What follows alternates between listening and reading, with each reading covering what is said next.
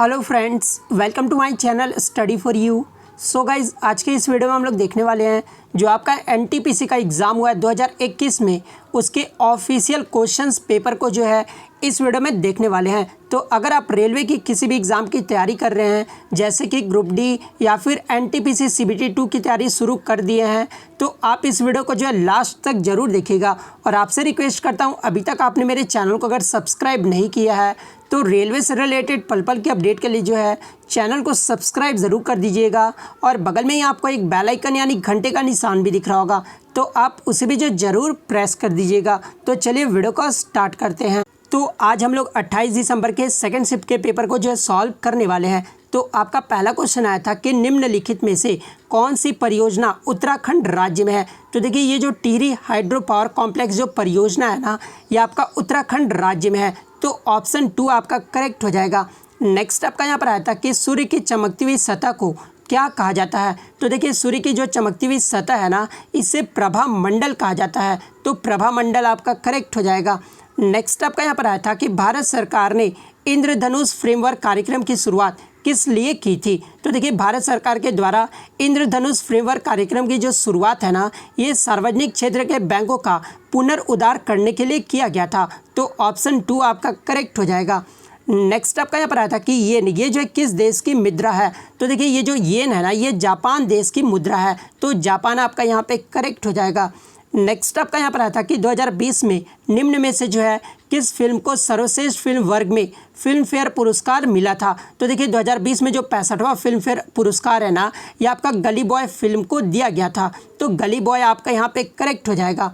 Next आपका यहाँ पर आया था कि निम्नलिखित में से कौन सी अदिश राशि है। तो देखिए, ये आपका संवेग, बल और वेग जो होते हैं ना, ये एक प्रकार के सदिश राशि हैं, और द्रव्यमान जो है ये अदिश राशि है। तो द्रव्यमान आपका यहाँ पे करेक्ट हो जाएगा। नेक्स्ट आपका यहाँ पर आता है कि इनमें से कौन सा पुरस्कार जो है केवल संगीत से संबंधित है। तो देखिए, ये जो ग्रैमी अवार्ड है ना, ये संगीत के क्षेत्र में दिया जाता है। तो ग्रैमी अवार्ड आपका यहाँ पे करेक्ट हो जाएगा। बात कर ले किस देश के द्वारा दिया जाता है ये ग्रैमी अवार्ड, तो ये यूएसए देश के द्वारा दिया जाता है। तो ये भी आपको ध्यान में रखना है। नेक्स्ट आपका यहाँ पर आया था कि निम्नलिखित में से कौन से राज्य में जो है विधान परिषद है। तो देखिए, भारत में टोटल 6 राज्यों में जो विधान परिषद है। कौन कौन से राज्य में, तो आंध्र प्रदेश, बिहार, कर्नाटक, महाराष्ट्र, तेलंगाना और उत्तर प्रदेश में जो है टोटल 6 राज्यों में जो विधान परिषद है। और आपके ऑप्शन में जो आंध्र प्रदेश दिया हुआ था, तो आंध्र प्रदेश आपका यहाँ पे करेक्ट हो जाएगा। यहाँ से इंपॉर्टेंट फैक्ट ये भी जान लीजिए कि 27 जनवरी 2020 को जो है आंध्र प्रदेश कैबिनेट ने विधान परिषद को समाप्त करने के लिए मंजूरी दी है। तो ये भी आपको ध्यान में रखना है। नेक्स्ट आपका यहाँ पर आता है कि पृथ्वी ग्रह का वह क्षेत्र जहाँ जीवन मौजूद है, उसे जो है क्या कहा जाता है। तो देखिए, पृथ्वी ग्रह का वह क्षेत्र जहाँ जीवन मौजूद होता है, उसे जो है जैव मंडल कहा जाता है। तो जैव मंडल आपका यहाँ पे करेक्ट हो जाएगा। नेक्स्ट आपका यहाँ पर आया था कि भारत का पहला एटॉमिक पावर स्टेशन ये जो है कब चालू किया गया था। तो देखिए, भारत का जो पहला एटॉमिक पावर स्टेशन है ना, ये 1969 में चालू किया गया था। तो 1969 आपका करेक्ट हो जाएगा। बात कर ले कहाँ पर चालू किया गया था, तो ये तारापुर महाराष्ट्र में चालू किया गया था। और किस देश की सहायता से ये चालू किया गया था, तो यूएसए देश की सहायता से ये चालू किया गया था। तो ये भी आपको ध्यान में रखना है।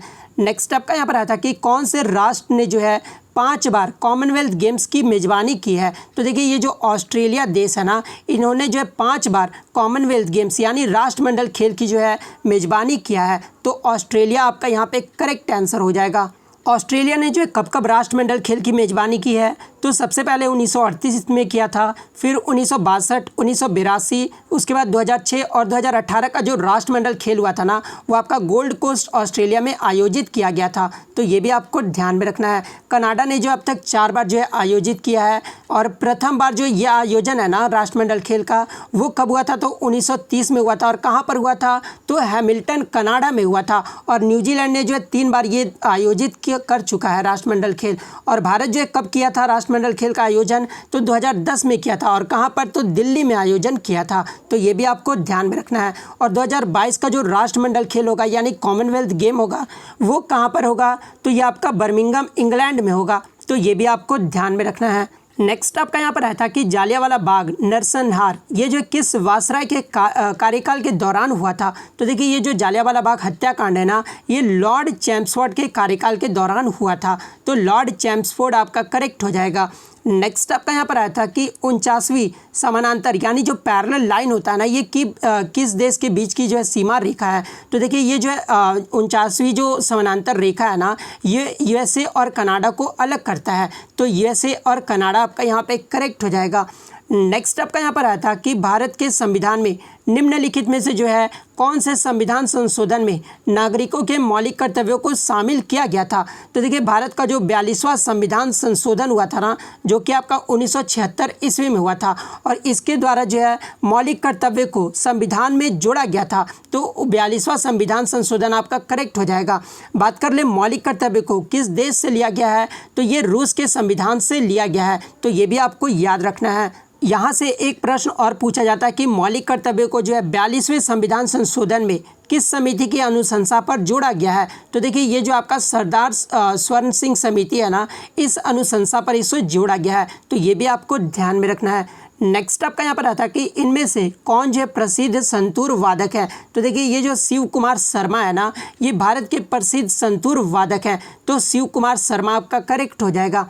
नेक्स्ट आपका यहाँ पर आता है कि सापेक्षता का सिद्धांत यानी जो थ्योरी ऑफ रिलेटिविटी है ना, ये जो है किससे संबंधित है। तो देखिए थ्योरी ऑफ रिलेटिविटी ये जो है किसने दिया था, तो अल्बर्ट आइंस्टीन के द्वारा दिया गया था। तो अल्बर्ट आइंस्टीन आपका यहाँ पे करेक्ट हो जाएगा। और यहाँ से एक प्रश्न आपका और पूछा जाता है कि आधुनिक भौतिकी का पिता ये जो है किसे कहा जाता है। तो देखिए आधुनिक भौतिकी का जो पिता है ना, ये भी अल्बर्ट आइंस्टीन को कहा जाता है। तो ये भी आपको ध्यान में रखना है। नेक्स्ट आपका यहाँ पर आता है कि लीचेन एक ऐसा जीव है जो किसकी चेतावनी देता है। तो देखिए ये जो लीचेन है ना, ये आपका वायु प्रदूषण की जो है चेतावनी देता है। तो वायु प्रदूषण आपका करेक्ट हो जाएगा। नेक्स्ट आपका यहाँ पर आया था कि ग्लोबल क्लाइमेट चेंज अलायंस ये जो है किसका कार्यक्रम है। तो देखिए ये जो ग्लोबल क्लाइमेट चेंज अलायंस है ना, ये आपका यूरोपीय संघ का एक कार्यक्रम है। तो यूरोपीय संघ आपका करेक्ट हो जाएगा। नेक्स्ट आपका यहाँ पर आता है कि भारत में राष्ट्रीय आय की गणना का पहला प्रयास ये जो है किसने किया था। तो देखिए सर्वप्रथम दादा भाई नौरोजी ने जो है भारत की राष्ट्रीय आय की गणना 1867-68 में जो है धन के पलायन के सिद्धांत के आधार पर किए थे। तो दादा भाई नौरोजी आपका करेक्ट हो जाएगा। बात कर ले कब किए थे, तो 1867-68 में किए थे।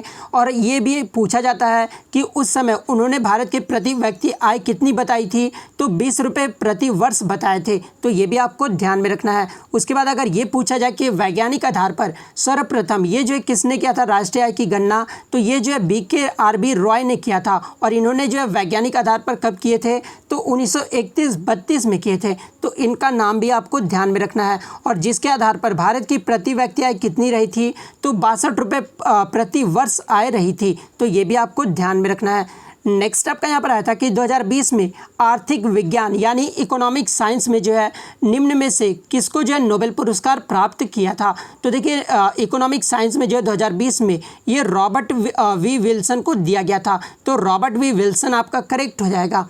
नेक्स्ट आपका यहाँ पर आता है कि कंप्यूटरों की फिजिकल मेमोरी के संग्रहित परिणामों को बाहर लाने की प्रक्रिया को जो है क्या कहा जाता है। तो देखिए इस प्रक्रिया को जो है आउटपुट प्रोसेस कहा जाता है। तो आउटपुट प्रोसेस आपका करेक्ट हो जाएगा।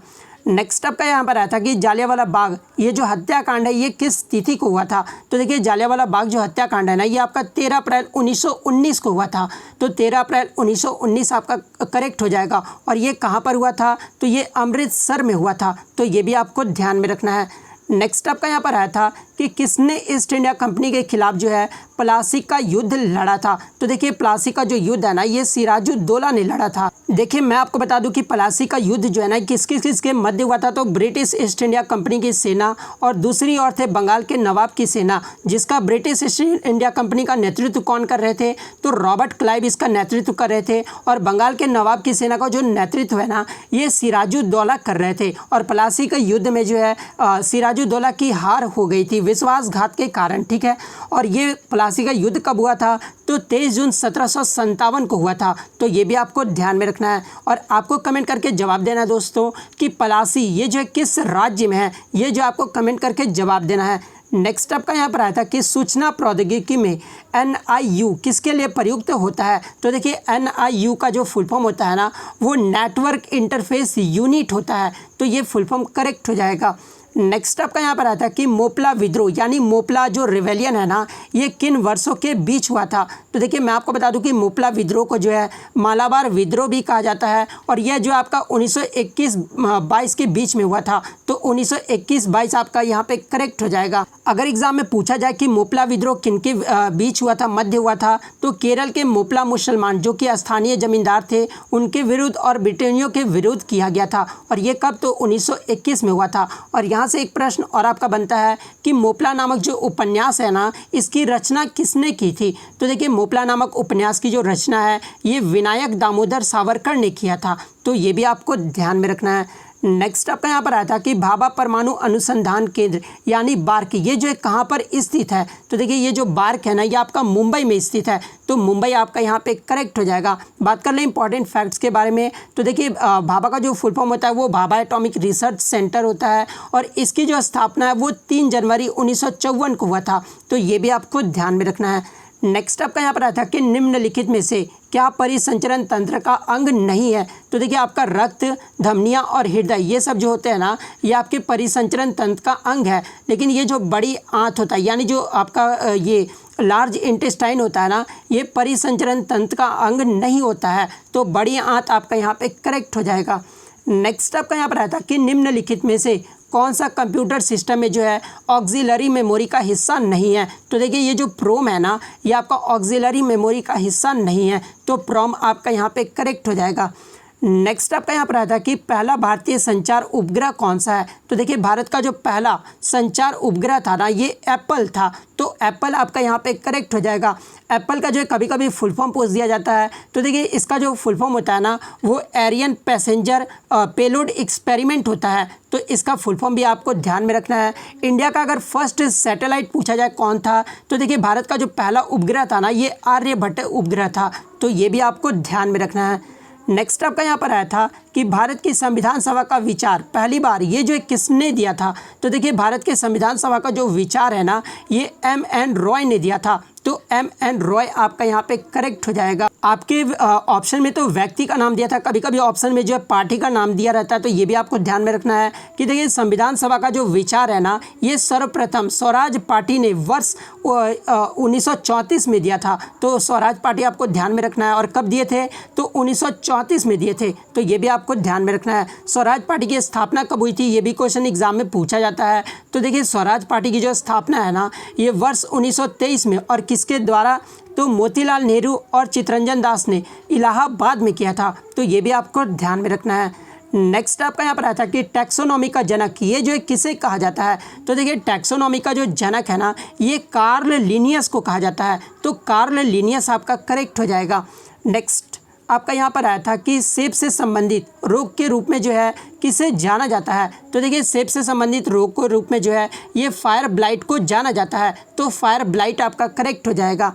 नेक्स्ट आपका यहाँ पर आया था कि कौन सा रंग उर्वरक क्रांति से संबंधित है। तो देखिए ये जो आपका धूसर जो क्रांति होता है ना ये उर्वरक क्रांति से संबंधित है, तो धूसर आपका यहाँ पे करेक्ट हो जाएगा, यानी आपका ग्रे रिवॉल्यूशन से संबंधित है। अगर खाद्यान्न उत्पादन से पूछा जाए कि कौन सी क्रांति संबंधित है, तो देखिए खाद्यान्न उत्पादन से जो आपका हरित क्रांति संबंधित है। दुग्ध उत्पादन से आपका कौन सा क्रांति, तो श्वेत क्रांति आपका संबंधित है। वहीं अगर खाद्य तेलों और तिलहन फसलों के बारे में अगर पूछा जाए तो ये आपका पीली क्रांति से संबंधित है। मत्स्य उत्पादन अगर पूछा जाए तो ये आपका नीली क्रांति से संबंधित है, तो ये भी आपको ध्यान में रखना है। नेक्स्ट आपका यहाँ पर आया था कि नेट नेशनल प्रोडक्ट यानी NNP का जो फुल फॉर्म होता है वो नेट नेशनल प्रोडक्ट होता है, और इसका जो फॉर्मूला पूछा गया था। तो देखिए NNP का जो फुल फॉर्म ये फॉर्मूला होता है ना वो आपका GNP माइनस डिप्रिकेशन होता है, यानी मूल्य ह्रास होता है, तो GNP ऑप्शन 3 आपका यहाँ पे करेक्ट हो जाएगा। GNP का फुल फॉर्म क्या होता है, तो ग्रॉस नेशनल प्रोडक्ट होता है, तो ये भी आपको ध्यान में रखना है। नेक्स्ट आपका यहाँ पर आया था कि किस नियम के अकॉर्डिंग स्थिर तापमान पर गैस का आयतन जो है दाब के व्युक्त क्रमानुपाती होता है। तो देखिए ये जो आपका बॉयल का जो नियम है ना इसके अकॉर्डिंग जो आपका जो टेम्परेचर होता है ना वो आपका क्या होता है, तो कांस्टेंट होता है, और ये जो गैस का आयतन जो होता है ना वो डायरेक्टली प्रोपोर्शनल किसका होता है, तो दाब का होता है, तो बॉयल का नियम जो आपका यहाँ पे करेक्ट हो जाएगा। नेक्स्ट आपका यहाँ पर आता है कि जो तिरंगा झंडा स्टुअर्टगढ़ में मैडम कामा ने फहराया था उसे जो है चोरी छिपे ब्रिटिश भारत से कौन लाया था? तो देखिए उसे जो चोरी छिपे ब्रिटिश भारत से जो है ये इंदुलाल याग्निक ने लाया था। तो इंदुलाल याग्निक आपका करेक्ट हो जाएगा। यहाँ से आपका एग्जाम में प्रश्न पूछा जाता है दोस्तों कि विदेशी धरती पर भारत का पहला झंडा ये जो किसने फहराया था? तो देखिए विदेशी धरती पर भारत का जो पहला झंडा है ना ये मैडम भिखाजी कामा ने फहराया था। तो ये भी आपको ध्यान में रखना है। और इन्होंने कहाँ पर फहराया था? तो जर्मनी के स्टुअर्टगढ़ शहर में फहराया था। तो ये भी आपको ध्यान रखना है। नेक्स्ट आपका यहाँ पर आया था कि जन शिक्षण संस्थान यानी JSS का जो संचालन है ये किसके संरक्षण में होता है? तो देखिए JSS का जो संचालन है ना ये कौशल विकास और उद्यमिता मंत्रालय के संरक्षण में होता है।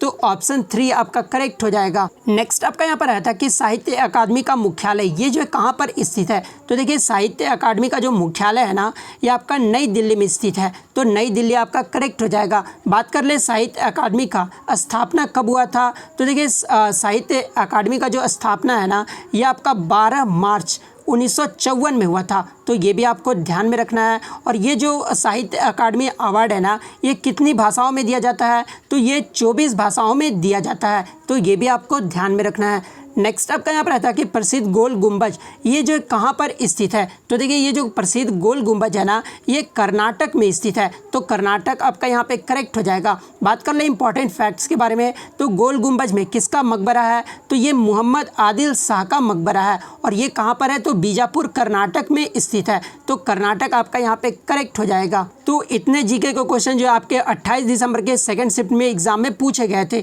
तो अगर वीडियो अच्छी लगी हो तो वीडियो को जो है लाइक ज़रूर कर दीजिएगा। चैनल पर नया है तो चैनल को सब्सक्राइब ज़रूर कर दीजिएगा क्योंकि मैं आपको डेली ये जो है क्वेश्चन सॉल्व करवाता रहूँगा। और अगर आपको इसका PDF चाहिए तो आप टेलीग्राम का जो लिंक है आपको डिस्क्रिप्शन में मिल जाएगा। आप वहाँ से ईजिली इसका PDF ले सकते हैं। तो मिलते हैं नेक्स्ट वीडियो, तब तक थैंक यू ऑल।